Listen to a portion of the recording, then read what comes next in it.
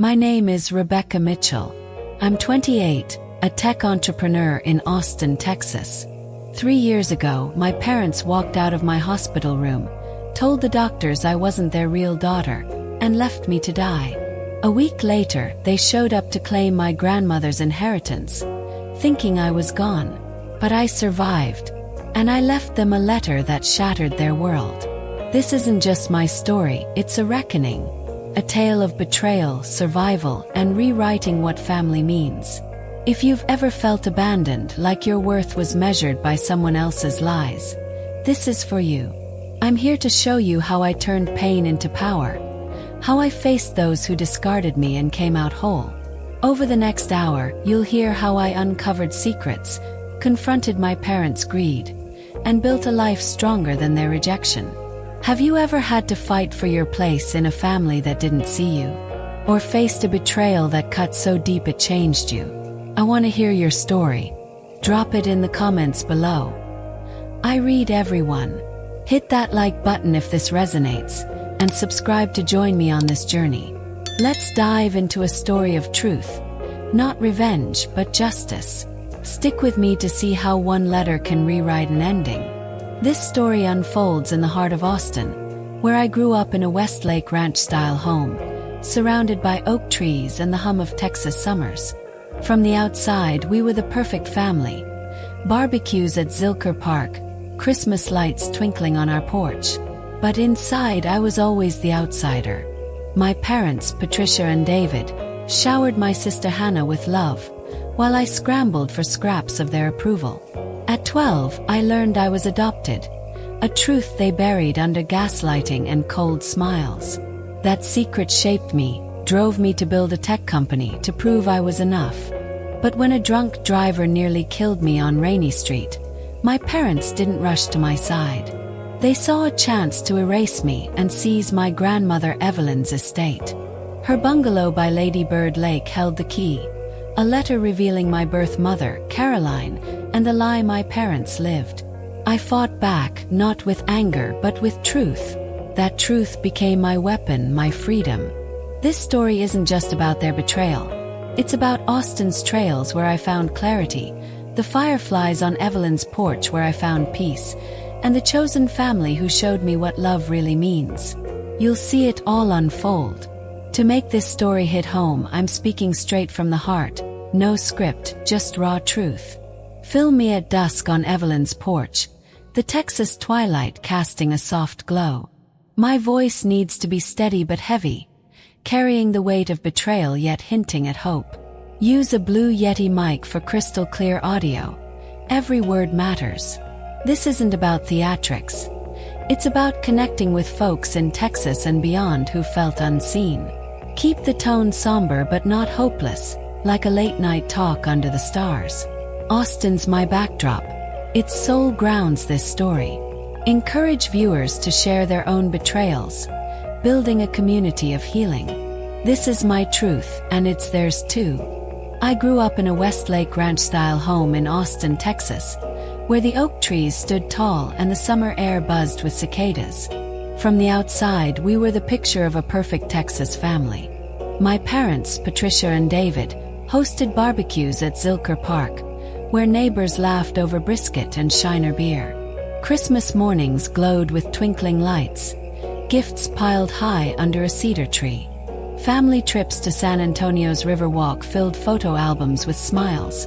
Patricia in her pressed sundress, David with his arm around my younger sister, Hannah, and me trailing behind, always a step apart.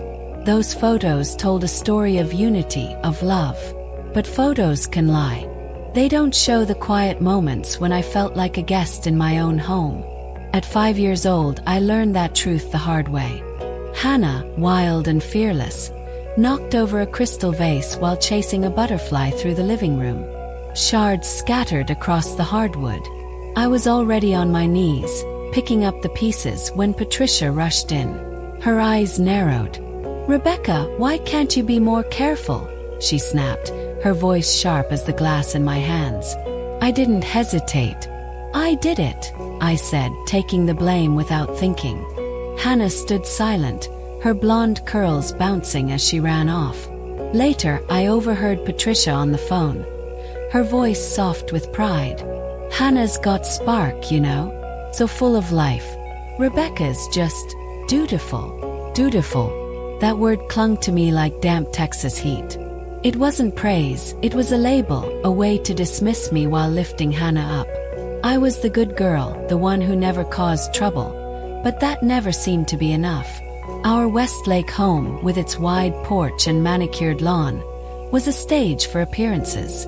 Every Sunday we'd pile into the car for church, Patricia's pearls gleaming, David's tie perfectly knotted.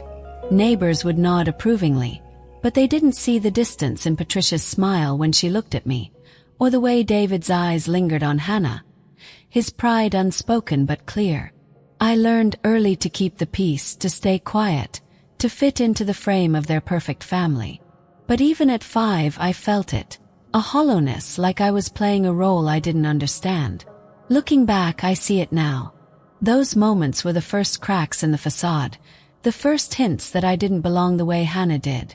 Growing up in Austin, I'd watch families at Zilker Park, kids running through sprinklers, parents cheering. I wanted that warmth, that ease, but in our home, love felt like a transaction, one I was always trying to earn. The favoritism started small, so subtle I barely noticed at first. Hannah got the bigger bedroom, the one with a view of the oak trees and a window seat perfect for daydreaming. I got the smaller room down the hall, practical and plain. On Friday nights, we'd pile into David's truck for family dinners, and Hannah always chose the spot, usually Torchy's Tacos, her favorite. Her laughter filled the car as she picked her queso-topped tacos, while I nodded along, my preferences unspoken. Her finger paintings, bright and messy, covered the refrigerator door like a gallery.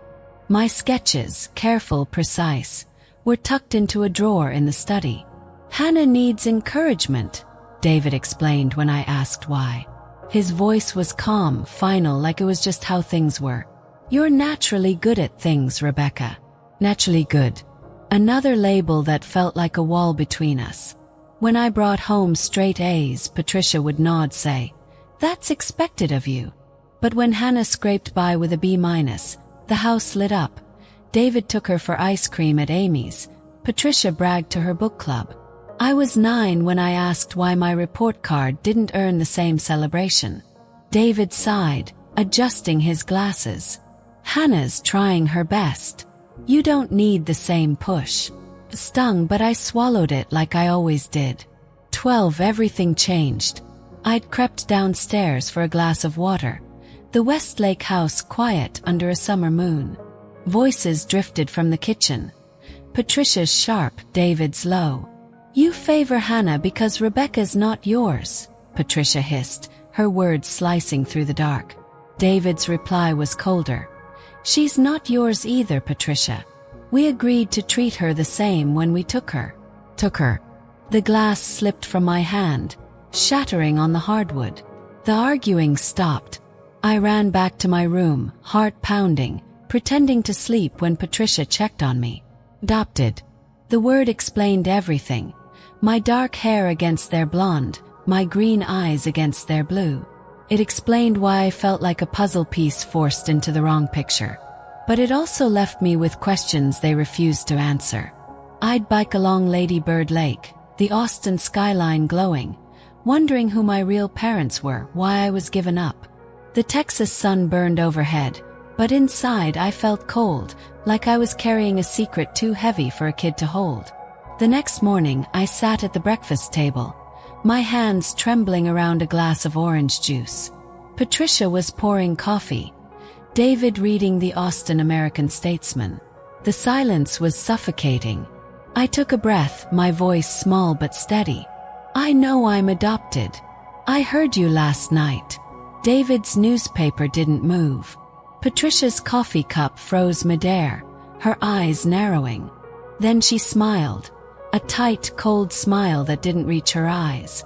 "Don't be ridiculous, Rebecca. You must have been dreaming." Her voice was smooth, practiced, like she'd rehearsed it. David cleared his throat, turned a page. "Eat your breakfast," he said, as if I'd asked about the weather. I waited for more. An explanation, a reassurance, anything. Nothing came. Just the clink of Patricia's spoon against her mug, the rustle of David's paper. That moment taught me something brutal. In our house, truth was less important than appearances. They'd rather gaslight me than admit what I'd heard. I started seeing the differences more clearly after that. My dark hair stood out in family photos, a stark contrast to their golden blonde. My green eyes seemed foreign next to their blue. I'd stare in the mirror, searching for a face that felt like mine, but all I saw was a stranger in their world.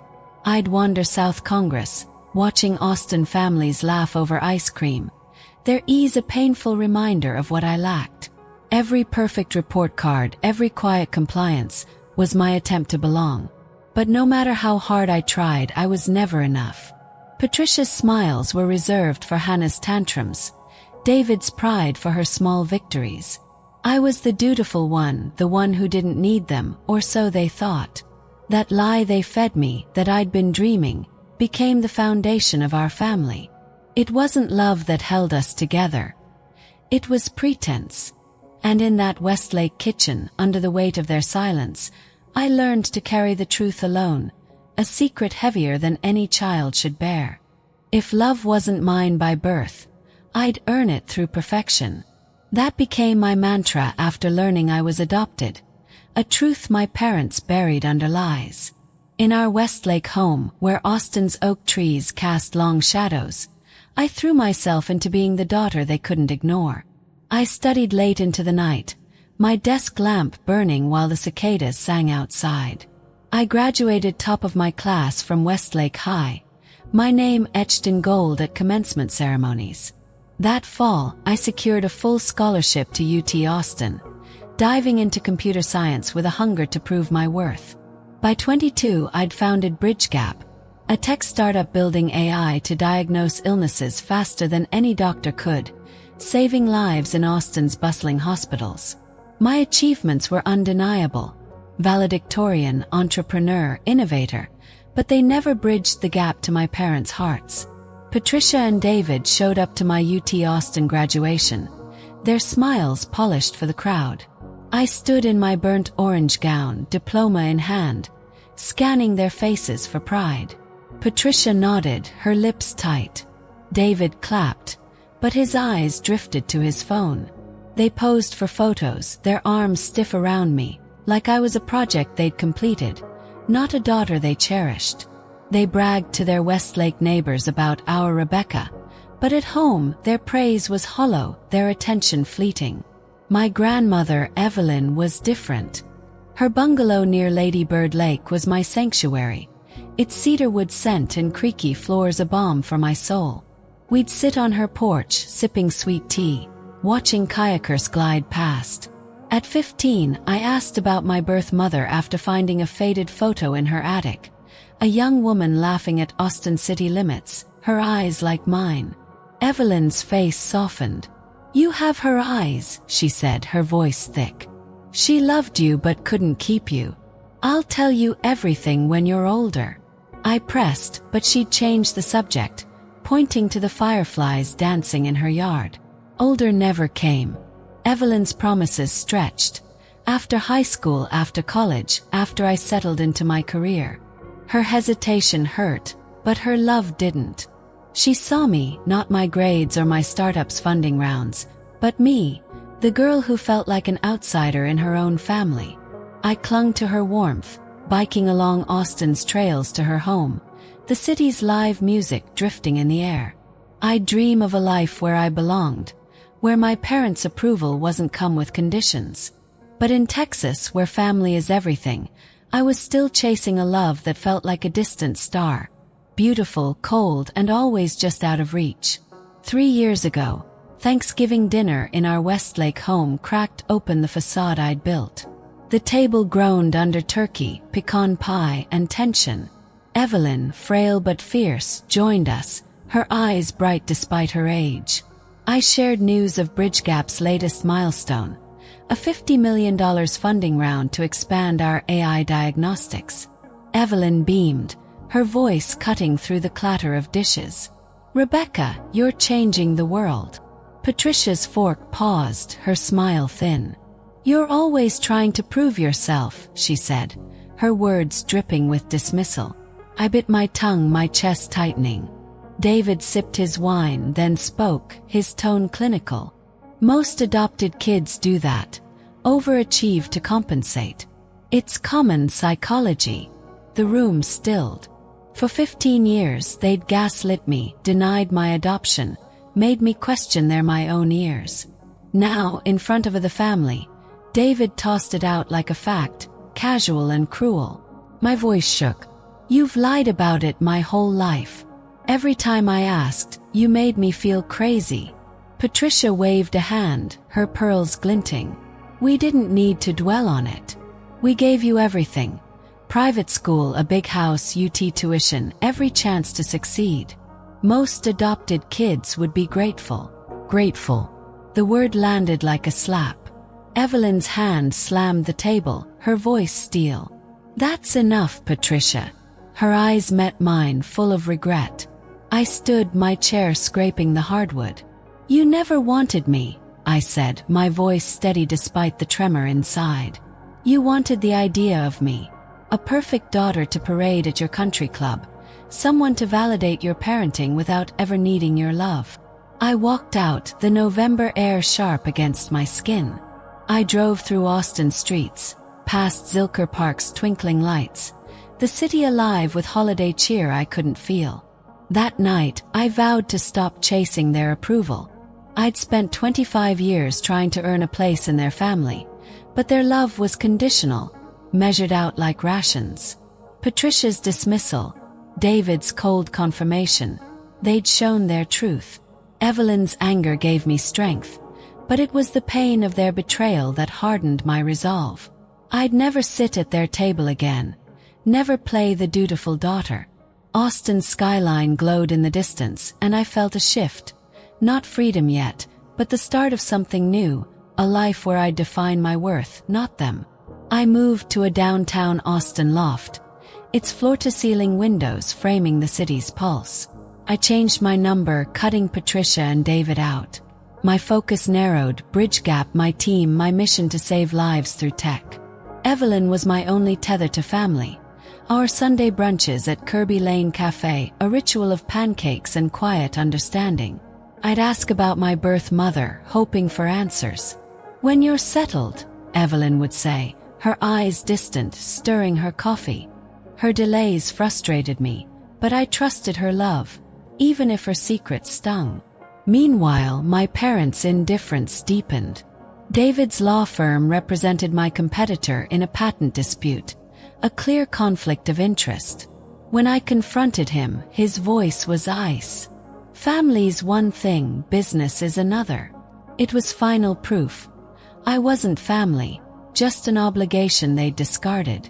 I walked South Congress alone, Austin's vibrant crowds a blur, their laughter a reminder of the connection I craved but couldn't find in my parents' home. The city I loved felt both mine and foreign, its warmth mocking the coldness I carried. I poured everything into Bridge Gap, working late under the glow of my laptop, determined to build something lasting, something they couldn't take. Evelyn's bungalow remained my refuge, its porch swing creaking under Texas stars. But even her love couldn't fill the void left by parents who saw me as a transaction, not a daughter. I was done begging for their scraps of affection, done living in their shadow. It was a rainy Tuesday night in East Austin, the kind of Texas downpour that turns streets into rivers and blurs the city's neon glow. I was holed up in our startup's office on 6th Street, Bridge Gap's headquarters, surrounded by monitors and coffee cups. We were testing a new software update for our AI diagnostics, a tool that could save lives by catching diseases doctors missed. My business partner, Rachel, leaned in the doorway, her voice firm. Go home, Rebecca. The code can wait till morning. I shook my head, eyes fixed on the screen. I'd never been good at leaving things unfinished, not when so much was riding on my work. By 10 p.m., the rain had turned vicious, hammering the windows like it wanted in. I grabbed my keys, ignoring the voice in my head that said to call a ride. My downtown loft was just a 15-minute drive. Even in this weather, what could happen in 15 minutes? I took my usual route down Rainy Street, a stretch locals know for its blind curve, where bars spill light and laughter into the night. My wipers fought the deluge, headlights barely cutting through the haze. Then, out of nowhere, a pair of lights filled my windshield. Impossibly bright, impossibly close. Metal screamed, a bone-rattling crunch that drowned out my gasp. My car spun, flipped twice, the world a blur of glass and steel. It slammed into a lamppost, the impact jarring my body like a rag doll. Airbags burst, saving my life but crushing my ribs. My head hit the window, a sharp crack that sent stars exploding behind my eyes. Darkness swallowed me, but flashes broke through. Red ambulance lights pulsing, a paramedic's voice shouting my name, an oxygen mask cold against my face. In the haze, I dreamed of biking with my grandmother Evelyn along Austin's and Roy Butler Trail, her laughter echoing over Lady Bird Lake. Her voice felt like a tether, pulling me back from the void. I wanted to stay in that dream where I was safe, loved, whole. But the pain was relentless, dragging me toward a reality I wasn't ready to face. I didn't know it then, but that drunk driver on Rainy Street hadn't just broken my body. He'd set the stage for a betrayal that would break my heart. I woke to darkness, not the kind you see, but the kind you feel. Heavy, suffocating, trapping me inside my own body. I was in a medically induced coma at Dell Seton Medical Center, my brain swollen from the crash, my life hanging by a thread. I couldn't move, couldn't speak, couldn't open my eyes, but I could hear. Every sound was a lifeline. Monitors beeping, doctors' voices, the hum of machines keeping me alive. Dr. Chen, the neurologist, spoke in clipped tones. Significant temporal lobe trauma. We've stabilized the intracranial pressure, but the next 24 hours are critical. Have we reached her next of kin? A nurse replied. Her parents are listed as emergency contacts. They're on their way. Time lost meaning in that void, minutes stretching into hours or maybe seconds. I couldn't tell. Then I heard them, Patricia and David, my parents, their voices slicing through the fog. Patricia's tone was sharp, irritated, like my near-death was an inconvenience. What exactly are you doing for her? And what's this costing? David's voice was colder, calculated. There's been a misunderstanding. Rebecca isn't our daughter, not legally. We owe her nothing. I wanted to scream, to claw my way out of the darkness, but I was a prisoner in my broken body. Dr. Chen's voice hardened. She has you listed as her emergency contacts. Patricia cut her off, her words venomous. You're not hearing me. She's not our responsibility. David added, smooth as ever. The adoption was informal, never properly filed. Isn't there a state fund for cases like this? A pause, thick with disbelief. Then Dr. Chen's reply, I see. We need authorization for surgery to repair her orbital fracture. Patricia's voice dropped, almost a whisper. If she dies, Evelyn's estate is ours. Why drag this out? David agreed, his tone final. Don't treat her. Let the state handle it. Their words were knives, carving away any hope I'd clung to. They weren't just abandoning me. They were erasing me, betting on my death to claim my grandmother's wealth. A nurse maybe spoke up. There's also the matter of Evelyn Mitchell's estate. Rebecca's the primary beneficiary. David snapped. That's a family matter. My mother wasn't in her right mind. Patricia announced. We're leaving. Don't contact us again about this patient. Their footsteps faded, the door clicking shut. Silence swallowed the room, heavier than before. I was alone, left to die in a sterile bed, my parents' greed laid bare. Dr. Chen muttered, "Call hospital legal. Nurse Davis, document this and check her phone for other contacts. Someone must care about this woman." In that moment, I realized the family I'd spent my life chasing had never existed. Austin's vibrant heart beat outside these walls, but inside, I was fighting for a life they'd already written off. Then came a voice, gentle, steady, cutting through the haze like a Texas sunrise. Nurse Jessica Davis. She spoke to me during her shifts, her words a lifeline in the dark. "Hey Rebecca, it's Jessica. You're doing great, you hear me? Just keep fighting." She'd adjust my fore, her touch careful, and talk about the world outside.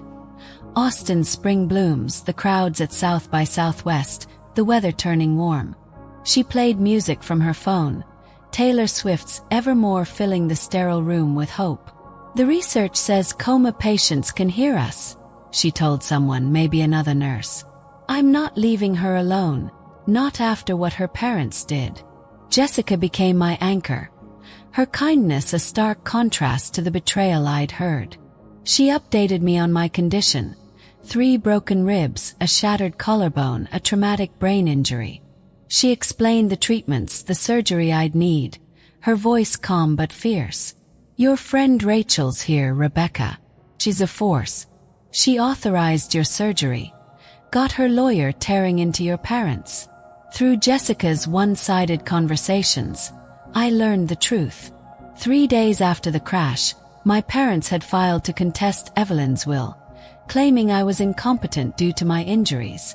Rachel, my business partner, had rushed to Dell Seton, fighting to protect me. "Your parents are trying to steal your grandmother's estate," Jessica whispered during a sponge bath, her voice thick with disgust. "But Rachel's not letting them near you." I wanted to laugh, to cry, to rage. The irony was brutal. They'd left me to die, then used my condition to justify their greed. It was so perfectly them. On day 5, they wheeled me into surgery to repair my orbital fracture. Jessica's voice followed me, fading as the anesthesia took hold. "You've got this, Rebecca. We're all rooting for you." When I woke in recovery, the world was too bright, my head pounding, but Jessica was there. "You did it," she said, her voice breaking. "Dr. Chan says the swelling's going down. They're bringing you out of the coma tomorrow." Slowly I surfaced. First a hand squeeze, then my eyes fluttering open, the breathing tube a choking weight.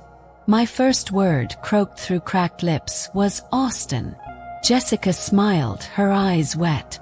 "You're at Dell Seton, Rebecca. You're going to be okay." But okay was a lie. My body was broken, but my heart was shattered, carrying the weight of my parents' final betrayal.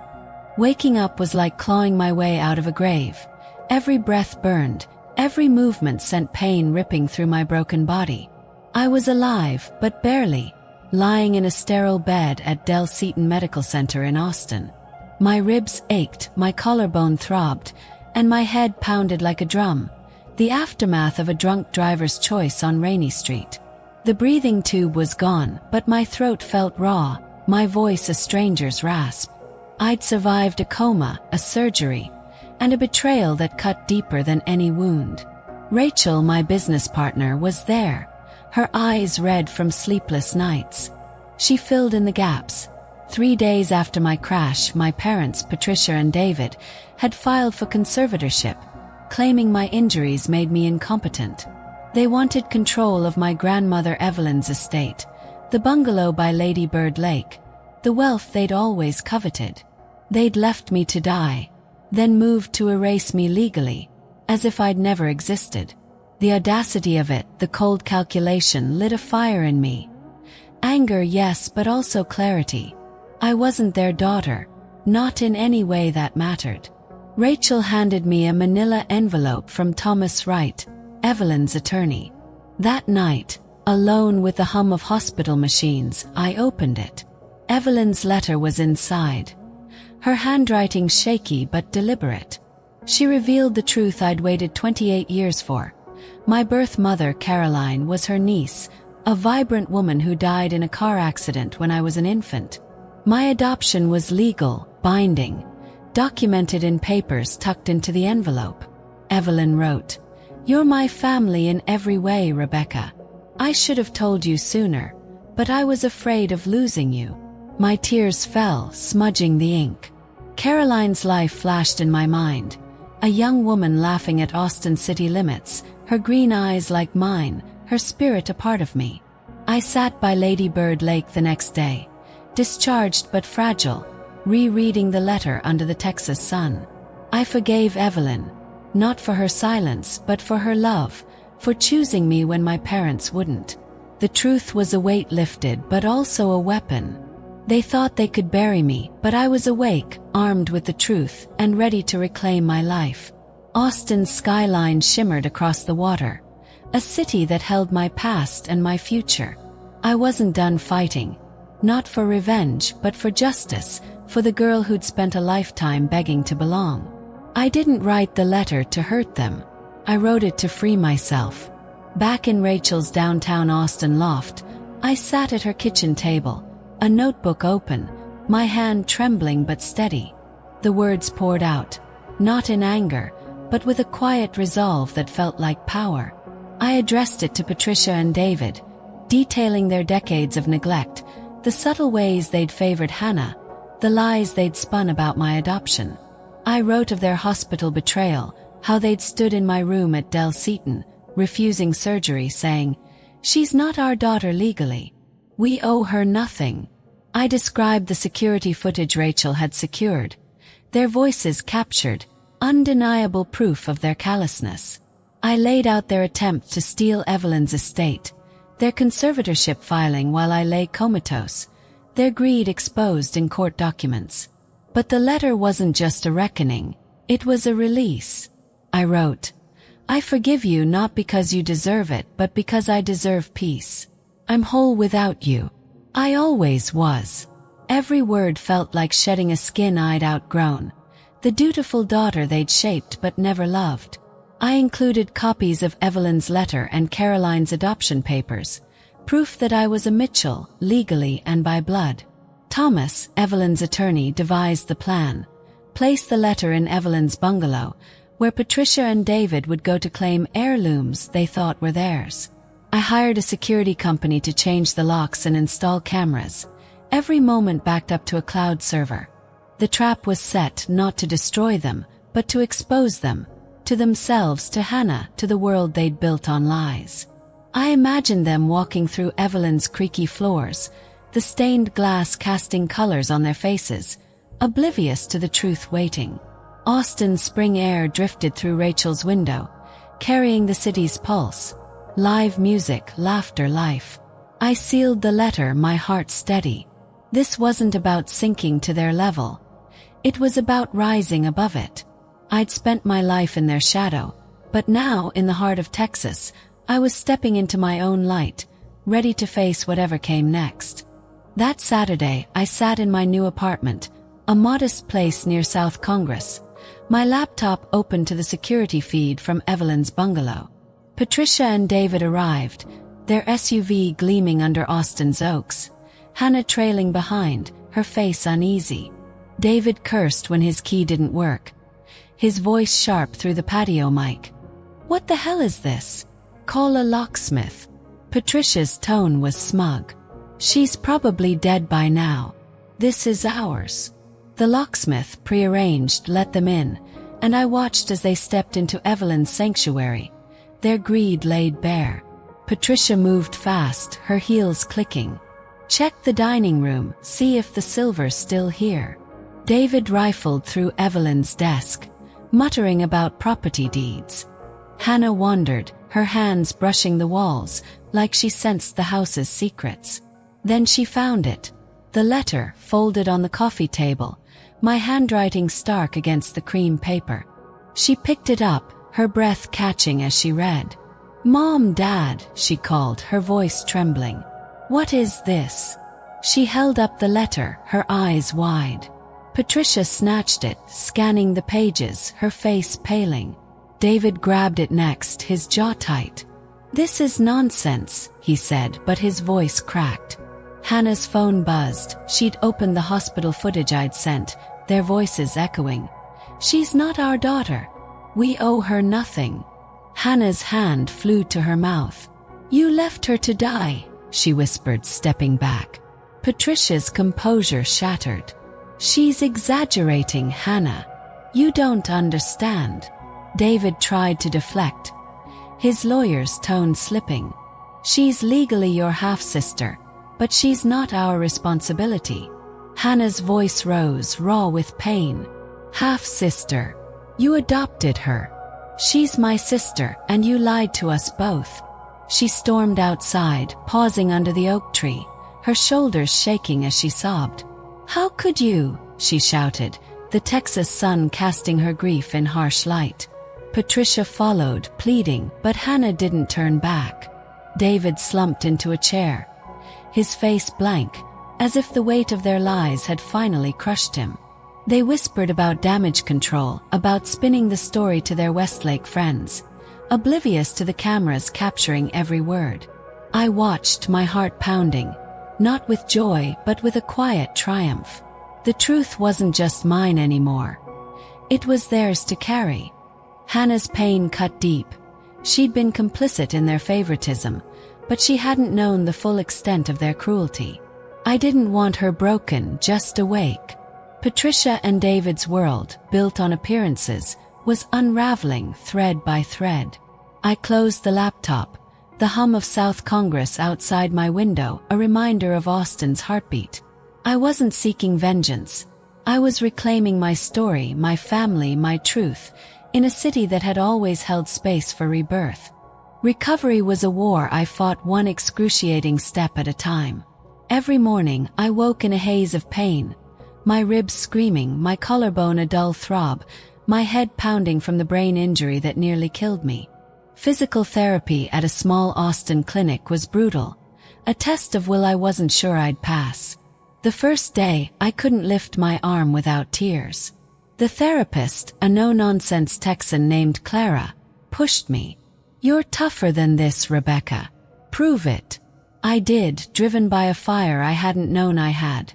Part spite, part purpose. I'd survived a drunk driver on Rainy Street, a coma, and my parents' betrayal. I wasn't about to let a few broken bones define me.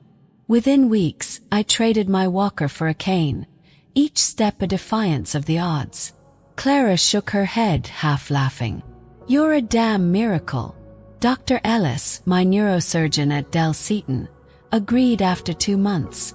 You're stable, Rebecca Mitchell. Your brain's healing faster than we hoped. I left the hospital for good, my body scarred but unbroken.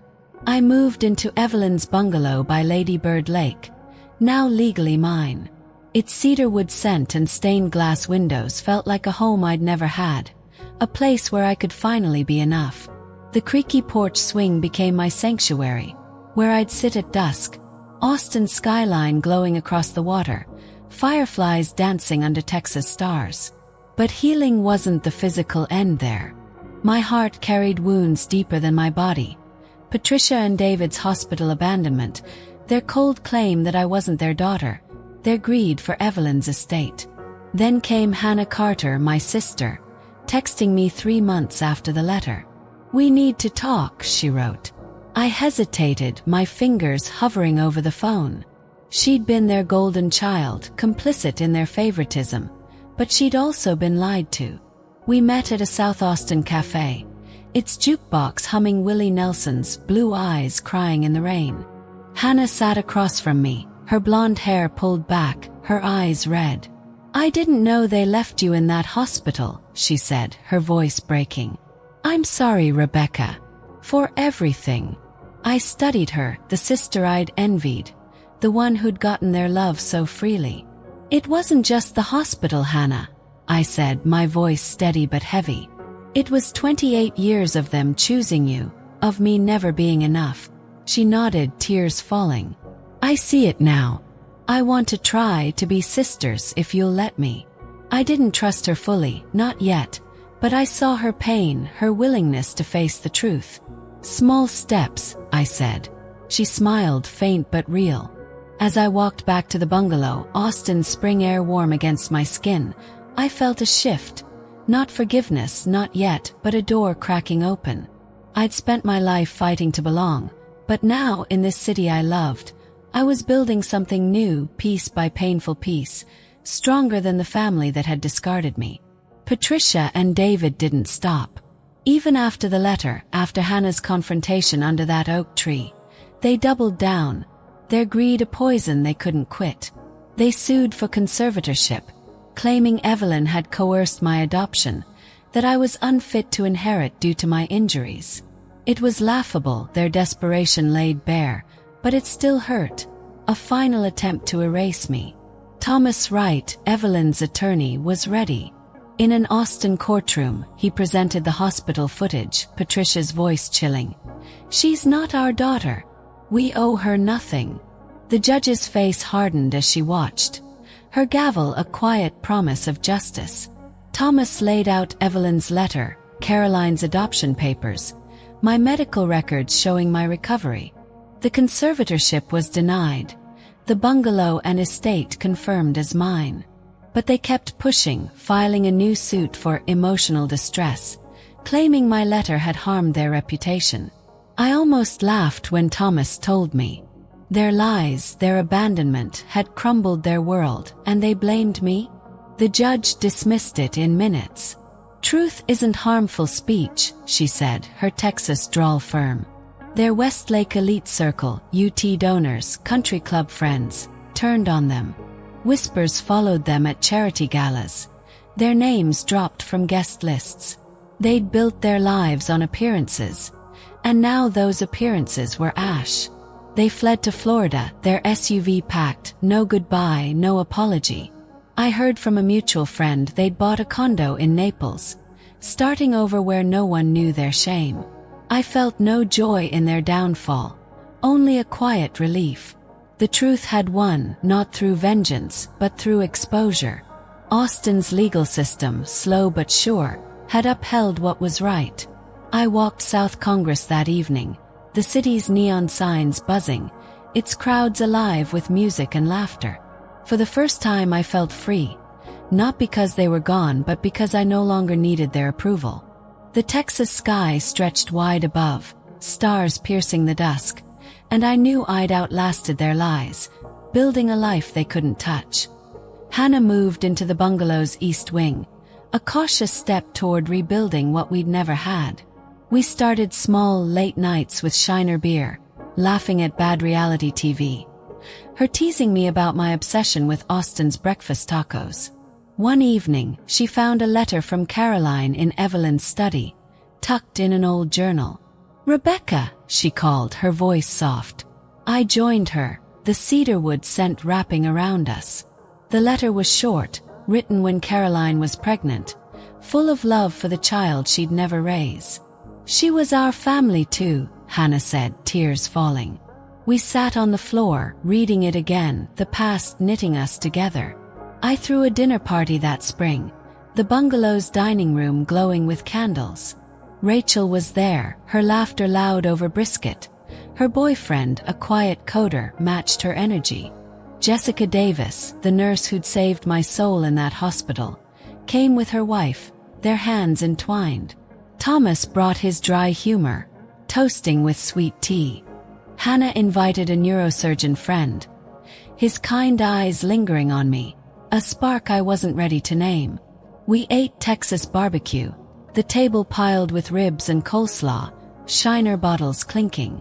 Laughter filled the room, warm and real, a sound I'd never heard in my parents' Westlake home. I presented Bridge Gap at a UT Austin Tech conference that month, my voice steady as I demoed the eye-tracking tool for coma patients. The applause was thunderous, Austin's tech scene embracing my vision. This was my chosen family, not bound by blood or law, but by loyalty, by showing up when it mattered. I stood on Evelyn's porch later, fireflies dancing, the Colorado River reflecting Austin's lights. I'd rebuilt not just my body but my heart, in a city that held space for new beginnings. Freedom didn't come when my parents left Austin, their lies exposed, their lives in ashes. It didn't come when the judge ruled Evelyn's estate was mine, or when Hannah and I took our first steps toward being sisters again.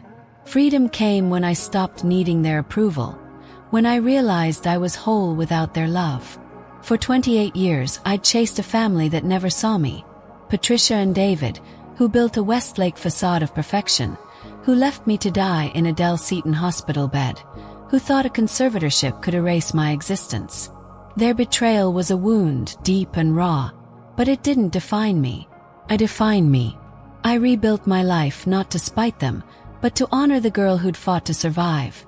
A drunk driver's crash, a coma, a truth that shattered everything. Bridge Gap, my tech startup, became my purpose. A tool born from my pain to help coma patients speak through their eyes. Every line of code, every sleepless night in my East Austin office, was a step toward healing. Not just for me, but for others. Austin, with its vibrant heartbeat, held me through it all. Lady Bird Lake's quiet ripples, South Congress's neon hum, the fireflies on Evelyn's porch. They whispered that I belonged, not to a family that discarded me, but to a city that gave me space to grow. I walk Zilker Park now, the Texas sun warm on my face, and feel Caroline, my birth mother, in the breeze. A woman I never knew but carry in my green eyes, my stubborn heart. Evelyn's love, Hannah's tentative steps, the loyalty of Rachel, Jessica, and Thomas. They're my family, chosen not by blood but by showing up when it mattered. This isn't a story of revenge. It's a story of truth, of reclaiming what was always mine. I'm not the dutiful daughter anymore, scrambling for scraps of love. I'm Rebecca Mitchell, whole, free, standing tall in a city that's seen my darkest days and brightest dreams. A year after the accident, I sit on Evelyn's porch swing, the Colorado River reflecting Austin's skyline, and know I've built something stronger than their lies. A life rooted in purpose, love, and the truth I fought to claim. Have you ever had to redefine what family means to you? Maybe you've walked away from those who hurt you, or found love in unexpected places. A friend's late-night call, a stranger's kindness, a community that sees you for who you really are. I want to hear your story. Drop it in the comments. I read everyone, and I promise you it matters. This journey wasn't just about me. It's about us, about anyone who's ever had to rebuild after a betrayal, who's found strength in their scars. Hit that like button if you're with me, if you believe in second chances and chosen families. Subscribe and join this community, where we'll share more stories of truth, of rising above, of healing in the heart of Texas and beyond. If my story moved you, check out Bridge Gap's website, links in the description, to see how we're turning pain into hope for coma patients, one life at a time. Let's build something together, a space where no one feels alone. Your voice, your story matters. Share it below, and let's keep this fire burning bright, like Austin's stars on a clear summer night. Thank you for walking this road with me, for believing in a new beginning.